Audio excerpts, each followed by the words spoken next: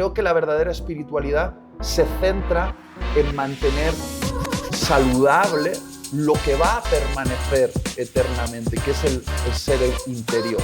Tú dijiste, dentro de mí hay una semilla de pecado. Ajá, ok. Porque el pecado no es el verdadero gozo de la vida. El verdadero gozo de la vida es la santidad. La iglesia es el lugar donde tiene la atmósfera correcta, ¿no? Pienso en Salmos 1:3. Me perdí la primera venida hace 2000 años, pero yo le pido al Señor, hazme parte de la generación que verá la segunda venida.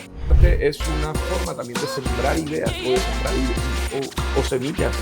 Y creo que como iglesia nosotros tenemos hoy día la responsabilidad de volver a tomar todo ese arte. Si Dios es creativo, su esposa, la iglesia que porta su imagen, debe ser creativa. Es nuestra responsabilidad.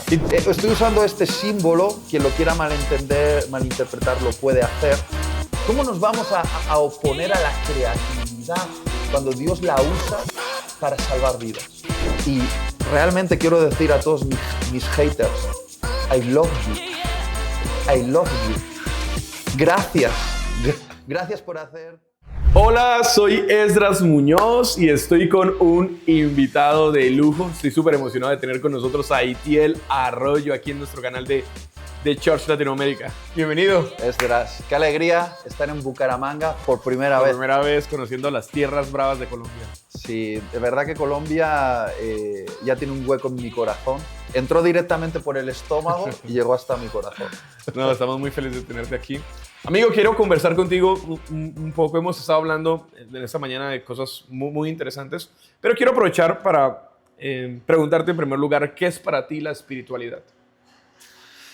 Bueno, es una pregunta muy amplia. Muchas veces la gente se piensa que nosotros somos un cuerpo que tiene un espíritu, sí. Pero en realidad somos un espíritu que está en un cuerpo. Entonces, la espiritualidad significa vivir desde la verdadera esencia de lo que somos. Oh, muy bien.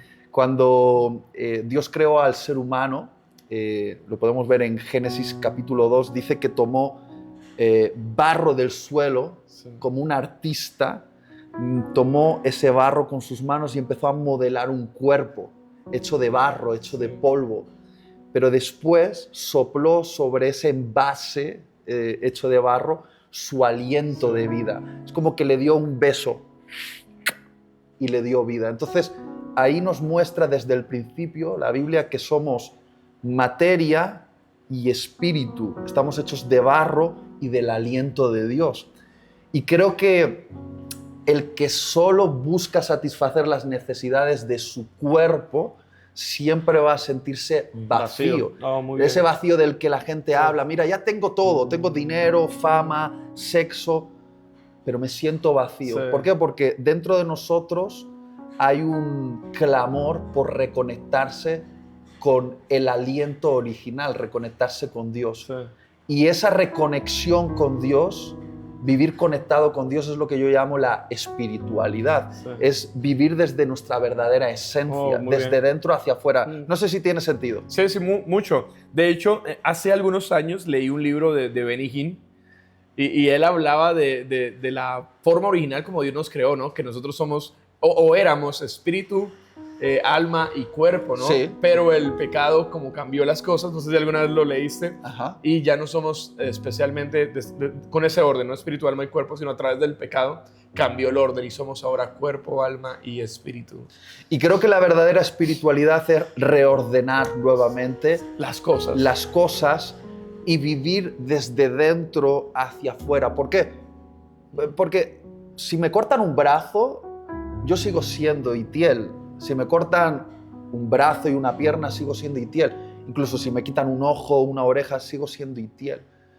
Incluso en el momento en el cual mi cerebro y mi corazón dejen de operar, yo lo creo, pero también creo que hay pruebas de ello. Mi ser, lo que yo soy, va a seguir vivo, consciente, porque yo no soy un cuerpo, sí. Yo soy un espíritu. Y no quiero entrar dentro de a analizar cómo la Biblia define esto. Quiero decir que soy algo más allá de lo material. Y lo que yo soy va a permanecer cuando este cuerpo de polvo regrese al polvo. Y creo que la verdadera espiritualidad se centra en mantener saludable lo que va a permanecer eternamente, que es el ser interior. Dios nos promete también que va a haber una resurrección de nuestro cuerpo, que vamos a tener un cuerpo renovado, pero creo que centrarnos en el ser interior, que esté saludable, que esté lleno de verdad, que esté libre, es la verdadera espiritualidad. Sabes, ayer hablábamos algo en el carro y llegué porque me impactó mucho y llegué y lo conversé con mi esposa. ¿Qué impide que se pueda desarrollar una buena espiritualidad? Bueno, hay diferentes cosas que pueden impedirnos desarrollar una espiritualidad saludable. Yo diría que una de ellas es creerte la mentira de que vivimos solo para satisfacer las necesidades de nuestro cuerpo. Por ejemplo, cuando... Esto podría, como para terminar de enganchar lo que te estaba diciendo, que le conté a mi esposa, que me ministró muchísimo anoche. Ajá. O sea, el pecado en sí, ¿no? Sí. Finalmente, pecado es vivir fuera del diseño de Dios. Sí. Cuando uno piensa en pecado, muchas veces piensa en cosas concretas. Dice, no, emborracharse es pecado, mantener relaciones sexuales fuera del pacto matrimonial es pecado, mentir es pecado. Y solemos atribuirle a las acciones la definición de pecado. Pero pecado es algo más profundo que una acción. Sí. Pecado es vivir fuera del diseño de Dios. Muy bien. En esencia, la palabra pecado quiere decir que no fuera del blanco, que no está dando en el centro. Dios nos creó para vivir dentro de unos límites saludables para llegar a ser plenamente lo que debemos ser. Muy bien. Entonces, pecar es vivir fuera de esos límites, es destruirnos a nosotros mismos. Por eso el pecado no es solamente algo que atenta contra la santidad de Dios, que sí que es un acto de rebelión, pero también el pecado le duele a Dios porque el pecado nos hace vivir una vida inferior que la vida que Dios diseñó para nosotros, nos destruye. Sí. ¿Me estoy explicando? Sí. ¿Sabes? Hay una frase de Susan Wesley, la madre de ese gran hombre. Sí. Dice, pecado es todo aquel que nos apaga espiritualmente. Sí. Y por eso te preguntaba, ¿qué impide la espiritualidad? Porque anoche hablábamos de algo en el carro que compartí con mi esposa, porque me impactó muchísimo. O sea, lo hablaste de tal manera que me sirvió mucho para entenderlo. Tú dijiste, dentro de mí hay una semilla de pecado. Ajá, ok, vale. Que va a florecer sí. Si yo las pongo al terreno incorrecto. Entonces, exacto. Sí. Eso podría ser incluso esta pregunta. ¿Cómo hacer que yo pueda tener una espiritualidad correcta? Ajá. En base a eso. Bueno, en base a eso, creo que estar en una buena atmósfera va a permitirnos tener una espiritualidad correcta. Yo te decía ayer que dentro de nosotros, desde que nuestro tatarabuelo Adán pecó, ha habido una marca, una genética, llamémoslo una semilla. Teológicamente se llama el pecado original y está dentro de todos nosotros. Todos nacemos, ese tiernito bebé que nace y está en la cuna pidiendo la leche materna, lleva una marca dentro, una semilla, la semilla del pecado. Y esa semilla tiene potencial para crecer y dar frutos venenosos. Es decir, yo sé que dentro de mí existe el potencial para ser un asesino, para ser un adúltero, para ser un borracho, para ser un estafador. Y hay gente que dice, no, eso no es verdad. Sí, y en la Biblia podemos verlo constantemente, cómo las personas, incluso personas, hombres llamados por Dios, en atmósferas concretas llegaron a hacer cosas que no imaginaban que podían hacer. De hecho, eso es una típica frase de no imaginaba que yo podría llegar a hacer esto. Pero la cuestión aquí, y es donde está la sabiduría, que es de lo que hablábamos ayer, es entender que dentro de nosotros existe ese potencial para el mal. Esa semilla está dentro de nosotros. Negarla es ser un estúpido. Es decir, vivir como un necio. Decir, no, yo nunca podría llegar a ser un asesino, un adúltero, un borracho, un estafador. No, admitámoslo, sí. Entonces la sabiduría está en no exponer esa semilla que está dentro de nosotros a la atmósfera propicia para que brote. Es decir, la atmósfera es lo que va a regar, nutrir, abonar la semilla del pecado. Entonces la sabiduría está en salir de las atmósferas que podrían hacer que esa semilla germinase. Por ejemplo, aunque yo actualmente tengo victorias sobre la pornografía, yo fui un consumidor de porno en el pasado, pero yo sé que potencialmente puedo volver a ser un adicto al porno. Entonces, ¿qué hago? No me siento fuerte y digo, bueno, puedo ver cualquier imagen de cualquier serie, aunque salgan unos senos o un cuerpo desnudo. Lo puedo ver. No. Yo considero que soy un hombre débil. Sí. Y ahí está mi verdadera fortaleza, considerarme débil. Al considerarme débil, me alejo de las atmósferas que pueden hacer brotar esa semilla de pecado dentro de mí. Tremendo. Me explico el punto, ¿no? Más o menos lo que dice Gálatas 5:1, ¿no? Si Cristo los ha libertado, manténganse en la libertad con la cual los ha hecho libres. Yo lo pienso de esta manera. Cristo me libertó, pero es mi responsabilidad mantener mi libertad. Absolutamente. ¿Y cómo lo hago? A través de una espiritualidad sana, manteniéndome en las atmósferas y en los lugares correctos.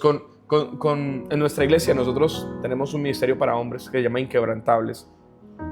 Y parte del deseo de levantar este ministerio es darle a los hombres las herramientas para que podamos volver a ejercer el sacerdocio desde el hogar, la autoridad desde el hogar, la admiración desde el hogar. Y cómo le damos al hombre esas herramientas, volviéndole a enseñar que hay lugares donde podemos estar, donde vamos a florecer de manera correcta, pero hay lugares donde nos va a robar la admiración de nuestra familia. Exactamente. Nos va a robar el lugar que Dios nos ha entregado. Entonces me gustó muchísimo eso. Y has hablado de florecer y fructificar. Claro, hemos hablado de la semilla del pecado, pero también tenemos la semilla del Espíritu Santo en nosotros. Sí. Y esa semilla también, para florecer y fructificar, dar los frutos del Espíritu, necesita una buena atmósfera. ¿Y cuál es una de esas atmósferas que Dios ha creado para que florezcamos y fructifiquemos? La iglesia local. Sí, muy bien. Cuando uno está en la atmósfera de la iglesia local, potencialmente está nutriendo la semilla del Espíritu para que brote, florezca y dé fruto que alimente a otros. Muy bien. Entonces, la semilla del pecado y la semilla del Espíritu. ¿A qué atmósfera vas a exponer esas semillas? Porque la que nutre a una, mata a la otra. Es decir, la que nutre a mi espíritu, mata a la del pecado. Muy bien. Sí, muy bien. Y la que nutre al pecado, mata al espíritu. Entonces, sí. Yo decido en qué atmósferas voy a estar. Y esto tiene que ver con lo que vemos, con lo que escuchamos, con las conversaciones que tenemos, con lo que leemos, muy bien, sí. con nuestros grupos de amistad que finalmente también moldean lo que somos. Sí. Entonces mi consejo es este. Si quieres ser un hombre fuerte, considérate un hombre débil, porque considerarte un hombre débil es tu verdadera fortaleza. Oh, qué frase. Sí, y creo que estando en ese punto nos podemos mantener firmes. Tú me hablabas ayer en esta conversación en el auto sobre los compromisos de Billy Graham. Sí. Billy Graham fue un exponente de nuestro siglo, de un hombre, un evangelista, que empezó bien y terminó bien. Sí. Es fácil empezar bien, pero qué difícil es terminar bien. ¿Cuántas personas empezaron bien y terminaron mal? ¿Cuál es la diferencia entre terminar bien y terminar mal? Es establecerse límites saludables para no pecar. Como hemos dicho antes, el pecado es salirse fuera de los límites saludables creados por Dios, salir fuera de nuestro diseño. Y cuando empezamos a menospreciar los límites, que son límites que nos dan seguridad, es cuando estamos en riesgo de caer en el abismo. Y Billy Graham estableció ciertos límites. Algunos podrían decir, eran límites demasiado exagerados, pero creo que el que se sabe llamado para la grandeza se establece límites más extremos. Te voy a poner un ejemplo. Dame el nombre de un jugador de fútbol que te guste o que pienses que es alguien de élite. Cristiano Ronaldo. Cristiano Ronaldo. ¿Tú has visto a Cristiano Ronaldo sin camiseta? Sí. Lo fibrado que está. Se parece a mí, de el hecho, cuerpo que tiene. ¿Tú piensas que Cristiano Ronaldo ha desarrollado ese cuerpo y esa técnica levantándose a las 12 del mediodía, pasando horas en la noche bebiendo alcohol y comiendo donas?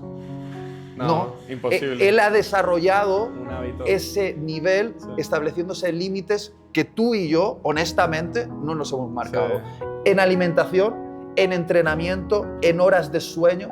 ¿Por qué? Porque él tiene una visión de sí mismo como deportista de élite, tiene una visión de grandeza. Y una visión de grandeza requiere límites un poquito más extremos.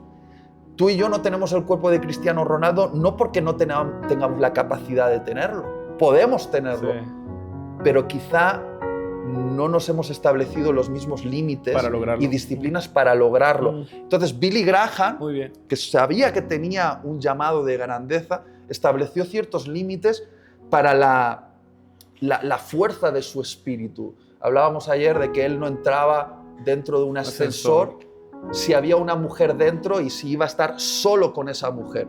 No porque, seamos claros, en lo que tarda un ascensor en subir o bajar, no iba a adulterar con esa mujer. Pero él estaba estableciendo un límite que seguramente le iba a hacer evitarse cosas como tener conversaciones indebidas con mujeres que no eran su esposa, involucrarse emocionalmente demasiado con una mujer que no era su esposa. Sí. Es decir, ese límite establecía un ámbito seguro para crecer, florecer y dar fruto.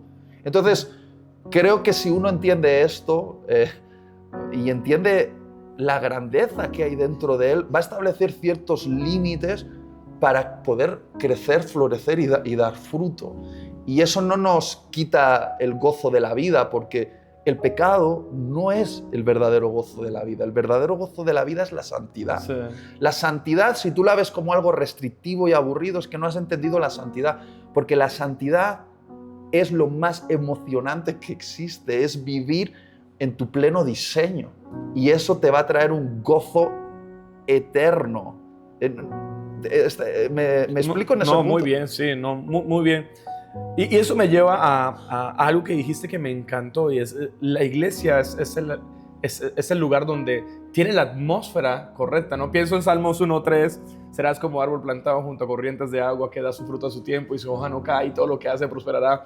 Pienso en Salmo 92, versículo 13, y serás como un árbol plantado en la casa del Señor, en los atrios de nuestro Dios, y florecerán como las palmeras, serás como los cedros del Líbano. O sea, la iglesia tiene que tener la atmósfera correcta. Pero te quiero hacer una pregunta. Yo sé que tú estás predicando en muchos lugares en el mundo. Y hablábamos también de etapas o tiempos dentro de la iglesia, el mensaje de la iglesia, ¿no? ¿Cuál sientes que tiene que ser el mensaje hoy que tiene que dar la iglesia? ¿Qué es lo que tú ves en general?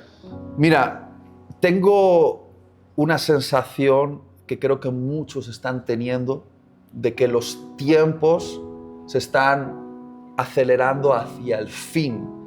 Hay ciertas profecías que parece que se están cumpliendo que hace 50 años atrás parecían una locura, pero que hoy en día ya vemos como una posibilidad. Sí. Ciertas profecías que anuncian el regreso de nuestro Señor Jesús. Yo no sé la fecha, no sé los detalles, pero vivo con el deseo y el impulso dentro de mí de ser la generación que contemple el regreso de Jesús. Tremendo. Me perdí la primera venida sí. Hace 2000 años, pero yo le pido al Señor, hazme parte de la generación que verá la segunda venida. Entonces creo que hay unas dinámicas para esa generación. Son unas dinámicas al estilo Juan el Bautista. Juan el Bautista preparó el camino para la primera venida del Señor Jesucristo. Y creo que la iglesia que va a contemplar el regreso de Jesús, su segunda venida, tiene que tener lo que vamos a llamar el espíritu de Juan el Bautista. Juan el Bautista y esta iglesia de la última generación tenía un mensaje radical, no condenador, radical. Él estaba allanando el camino en el corazón de las personas para recibir al Mesías. De la misma manera, la iglesia del fin debe preparar el camino de las multitudes para recibir al esposo que viene.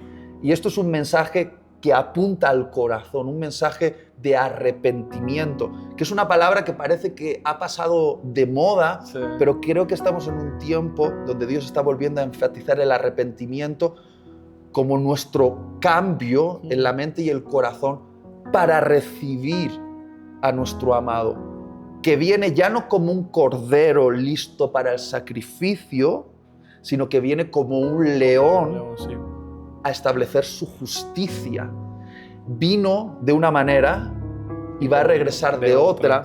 Y creo que la iglesia debe predicar hoy más que nunca un mensaje esencial, que es: arrepentíos, porque el reino de los cielos se está acercando cada vez más. Viene el Rey y va a establecer su reino. Y el arrepentimiento tiene que ver justamente con cambiar nuestra forma de pensar. No tiene tanto que ver con latigarse por los errores. ¡Ay, es que he cometido errores! El arrepentimiento puede incluir cierto lamento, pero el arrepentimiento, palabra original en griego, es metanoia, es cambio de mente.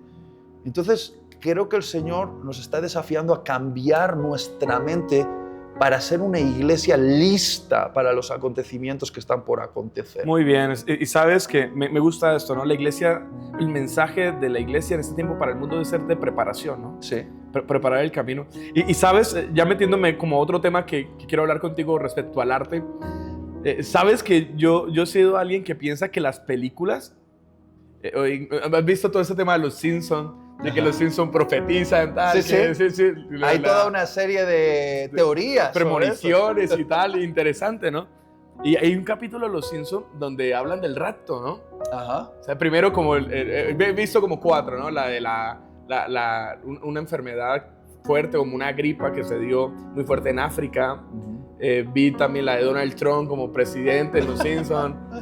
La de las Torres Gemelas, el atentado a las Torres Gemelas. Ajá. Pero también vi el del rapto, ¿no? Y que va como alguien atrás, en adulterio con alguien que no es su esposa, y un chofer, y el chofer desaparece y el hombre dice: mi chofer cristiano, que era muy piadoso, él sí me lo advirtió, y como una premonición. Y yo siento como que aún como el mundo a través de series, este tema de flipear en las películas de Avengers, que se fue el 50%. Fíjate, sí. O sea, ¿tú no crees que también como que Dios está utilizando el arte, en cierto modo, como para meter la semilla? Mira, Jesús nos lo advirtió.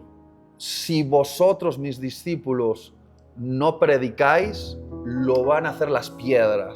Entonces, Dios nunca ha desestimado ningún canal para comunicarse con la humanidad. Y lo hizo a través de un burro, lo hizo a través de reyes paganos, lo ha hecho a través de señales en la naturaleza. Y hoy en día, aunque la iglesia es la portadora del mensaje, somos los profetas de Dios, Dios no va a desestimar ninguna vía para advertir al mundo. Y creo que sí, obviamente hay muchas personas que sin saberlo están de alguna manera anunciando las verdades de Dios. No lo saben, no lo entienden, pero a través de ciertos artes, Dios también se comunica y despierta ciertos anhelos en el corazón de los hombres. Y yo, por ejemplo, he contado muchas veces testimonios de cómo Dios en Medio Oriente, donde las Biblias son ilegales, Dios ha usado el Corán para mostrar a Jesús, para revelar a Jesús. Sí, yo he escuchado testimonios también. Pero estos testimonios son reales. Yo he estado con ex musulmanes que tuvieron un encuentro con Jesús después de leer frases en el Corán hablando de Jesús, sí, y luego teniendo sueños y visiones sobre ese Jesús. Sí, entonces, mi punto es que yo sé que el Corán es un libro satánico, ¿está bien? Pero si Dios quiere, puede usar una frase del Corán para revelarse a alguien. Puede usar una escena en una película, puede usar un acontecimiento dramático, puede usar la conversación con un narcotraficante para comunicarse con otro ser humano. Tengo testimonios de cómo Dios usa a veces lo impensable para comunicarse con un ser humano. ¿Por qué? Porque Dios quiere comunicarse con los seres humanos y va a usar cualquier manera para lograrlo. Por eso yo como predicador estoy comprometido, tengo un pacto con Dios de que quiero ser el mejor comunicador que pueda llegar a ser para comunicar su santo mensaje, que es el Evangelio. Ese es mi compromiso. Él me ha dado el mejor mensaje de todos, sí, el Evangelio. Mi compromiso como comunicador es buscar todas las vías posibles para que este mensaje llegue a alguien. No, me encanta esto y me encantó como lo hablaste, porque también lo creo, ¿no?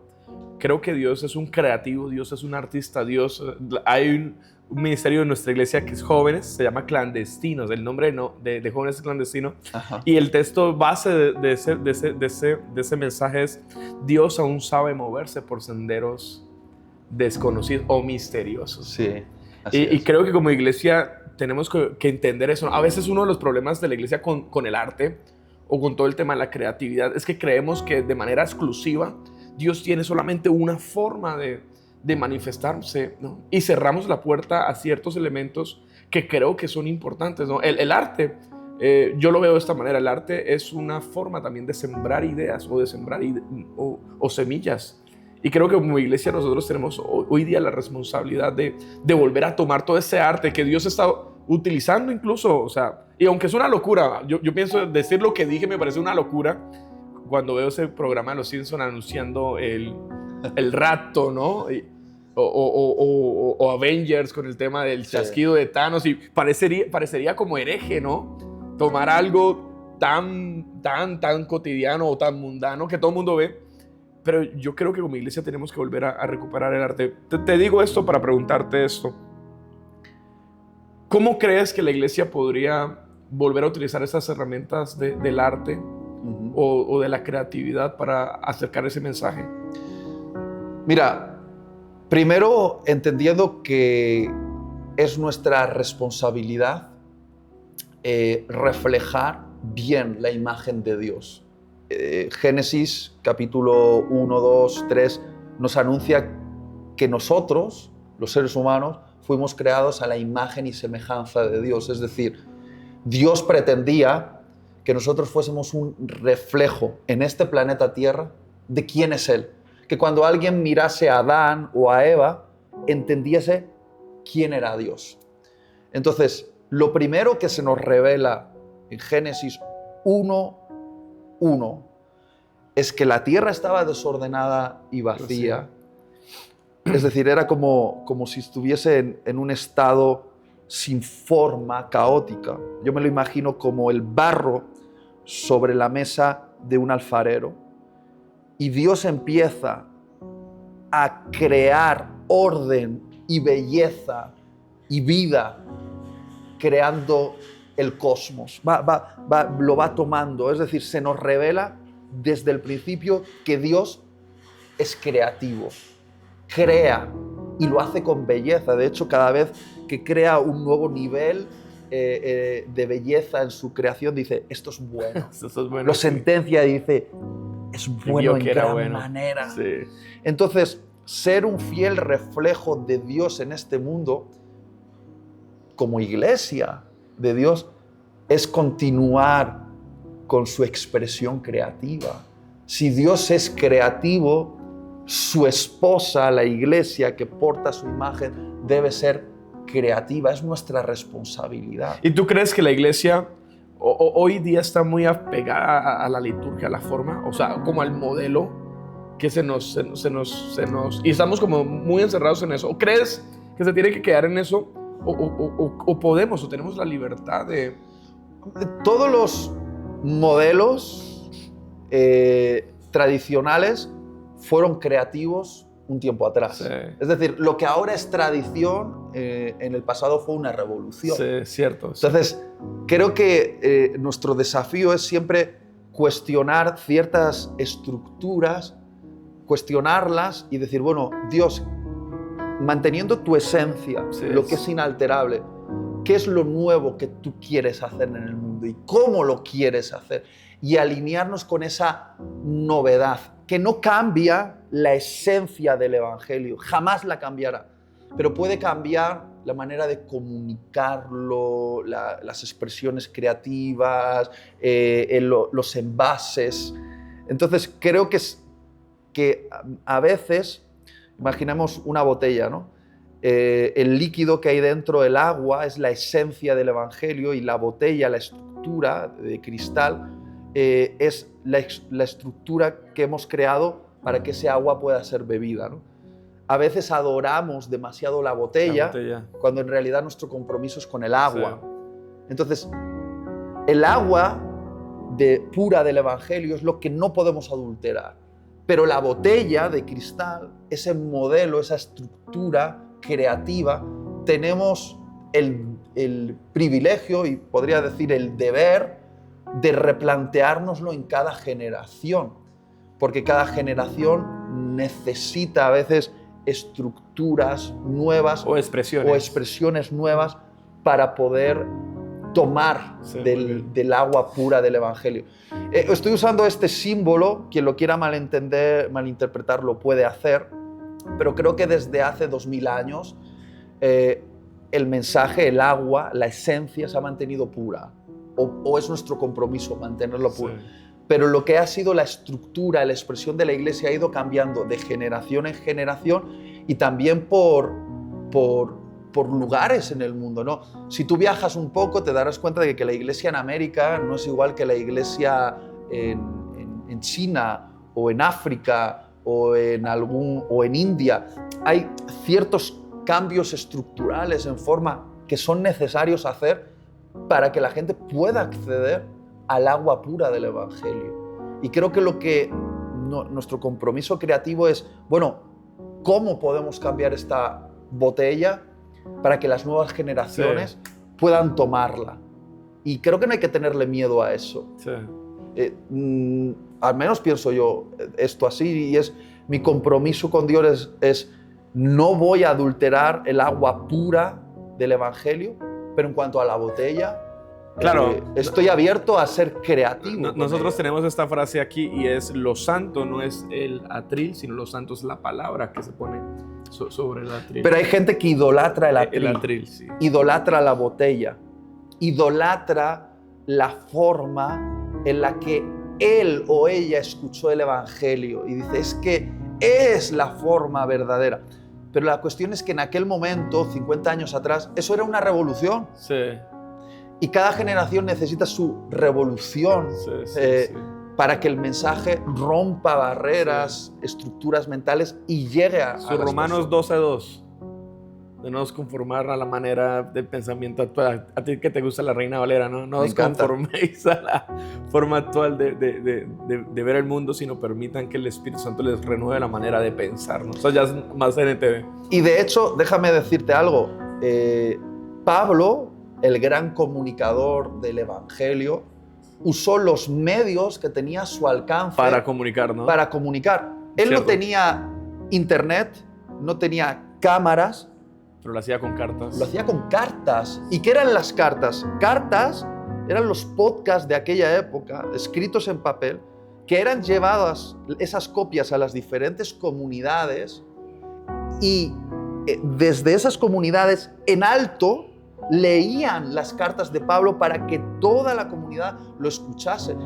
Entonces, él utilizó el recurso de aquella época para comunicar. Sí. Tuvimos una revolución que llegó tiempo después, que fue la imprenta, con el invento de la primera imprenta de Gutenberg, si no me equivoco, es más o menos en el 1500. Sí. Y ahí empezamos a tener en nuestras casas Biblias, libros, que hasta esa época era muy difícil que alguien pudiese tener un libro en su casa, porque para tener un libro alguien tenía que ser el copista, copiar cada letra, y eso era un trabajo muy arduo. Entonces los libros no eran accesibles para las personas, pero a través de la imprenta los libros se hicieron accesibles y las Biblias llegaron a cada hogar. Fue una revolución. Sí. Hubo gente que en aquel momento dijo, este libro es tan sagrado que la gente no lo puede tener en sus casas. Mataban a los protestantes por replicarlo, ¿no? Por replicar la Biblia, sí. Y cuidado, por traducirla al lenguaje que la gente hablaba. Sí, una locura. Mataban a la gente. La Iglesia católico romana en aquel momento decía, no, la Biblia tiene que permanecer en latín y solo la puede pronunciar el sacerdote. De espalda al pueblo. ¿Y cuál fue la revolución de los protestantes? Tomaron ese libro, sí, santo, con un mensaje santo, lo metieron en una imprenta, lo replicaron y traduciéndolo al lenguaje que hablaba la gente, el alemán en aquella época, para que en cada hogar pudiese haber una Biblia. Sí. Y hubo gente que se opuso a eso.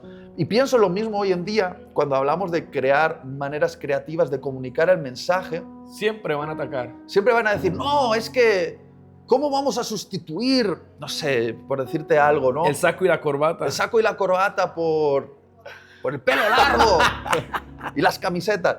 O, no, la Biblia tiene que estar en papel. Sí, porque no puede ser digital. Sí. Si lees la Biblia desde tu smartphone, no es igual que leerla en papel. Y yo, obviamente, soy tan vintage que me encanta el papel. Me encanta el papel. Sí. Pero te das cuenta de la revolución que es que hoy en día en cualquier parte del planeta Tierra está la Biblia. Alguien con un smartphone puede acceder al contenido de la palabra de Dios, aunque no pudiese llegar a una Biblia de papel. Esto para las misiones es revolucionario, porque en países donde jamás puede entrar una Biblia impresa por las aduanas, por las fronteras, porque está muy controlado, los bits de información están entrando por lugares en Internet que los gobiernos no pueden controlar. Y esas personas, a través de sus smartphones, pueden leer la santa palabra de Dios. Entonces, ¿cómo nos vamos a oponer a la creatividad cuando Dios la usa para salvar vidas? Ahora, aquí una pregunta y con esto vamos a cerrar, pero ¿cómo podemos llegar a ser nosotros personas que, bueno, estamos a veces viviendo en los cambios nosotros? ¿Cómo podemos muchas veces o mejor así la planteo, ¿qué le dirías a alguien que por atreverse a utilizar la creatividad o el arte está siendo bombardeado o está siendo atacado? Te cuento algo. A mí muchas veces me han atacado por redes brutales. Y te digo que incluso antes de servirle al Señor nunca me habían insultado tanto. O sea, mensajes en redes sociales gruesos. Yo lo he venido lidiando, ¿no? Todavía no soy un rinoceronte, mi piel no es gruesa. A veces hay cosas que duelen. Pero ¿tú qué le dirías a alguien que puede estar mirándonos y se está atreviendo a hacer algo con el deseo puro de compartir el mensaje a alguien que quizás no conoce el Viper, pero conoce el celular y está utilizando algo en redes para compartir el mensaje? ¿Tú qué le dirías? Y está siendo atacado. ¿Tú qué le dirías? Yo le diría que asuma el dolor como parte de su compromiso con el mensaje y con el Dios del mensaje. Es decir, yo no puedo traer alivio a alguien y decirle, no, tranquilo, ya te dejarán de perseguir, ya te dejarán de difamar, ya te dejarán de insultar. No, asume que toda esa persecución forma parte de hacer bien tu misión. Si a Jesús lo difamaron, si a los apóstoles lo difamaron, si hoy a todos aquellos que han estado en la cabeza, han sido pioneros como comunicadores del Evangelio, los han criticado. Quizá una vez muertos los han convertido en iconos y referentes, pero cuando estaban vivos los querían matar. Es que eso siempre ha sido así. Entonces, asumamos que esto forma parte del paquete. Yo hace tiempo que dejé ya de lamentarme por los insultos, ofensas y críticas que recibo en redes, que son muchas. Como te decía antes, preferiría un insulto burdo en lenguaje colombiano. Preferiría que me dijese a que me manden al infierno usando lenguaje Reina Valera. Porque lo primero, insultarme con la furia de un pagano me parece honesto. Pero enviarme al infierno y hacerte ver como que eres una persona muy devota y muy religiosa me parece muy hipócrita, ¿no? Pero yo hace tiempo que ya dejé de lamentarme por esto. Yo lo asumo como parte del paquete que confirma que estoy haciendo bien mi misión. Ok, eso sería un buen punto, ¿no? O sea, tú sientes que el ataque y la persecución o el odio visceral de algunos hermanos en la fe es una confirmación, o sea, por Dios del llamado. Tristemente tengo que decirte que sí. Y no porque yo lo crea, sino porque la Biblia lo dice claramente. Dice, si te persiguen, te difaman, te insultan, te critican por causa de mi nombre y del Evangelio, entonces eres un bienaventurado. Obviamente, si toda la persecución viene porque tú eres un adúltero, un ladrón, una persona que estafa, no vale. Entonces no eres un bienaventurado, eres un maldito. Pero si tú tienes realmente un compromiso con Dios y con su Evangelio, estás en una iglesia local sirviendo a tu comunidad, rindes cuentas de tu vida a autoridades espirituales, que todo el mundo debemos rendir cuentas a alguien. Y siendo un comunicador del Evangelio, hay gente que te odia y que lleva la bandera de cristiano.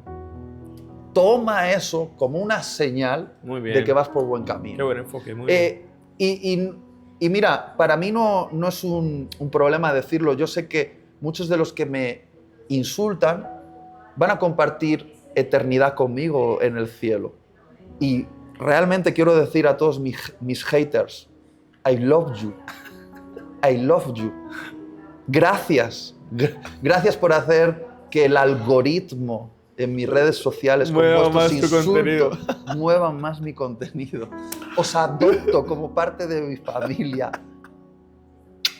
I love you. Muy bien, gracias amigo por este tiempo. No sé cuánto tiempo llevamos ya. 40 minutos. Dios mío, esto se ha pasado súper rápido. Así que si te gusta este video, dale me gusta, compártelo a un amigo, suscríbete a nuestro canal de YouTube, también al canal de Itiel Arroyo en YouTube, en Instagram, para seguir todo su contenido. Así que muchas gracias.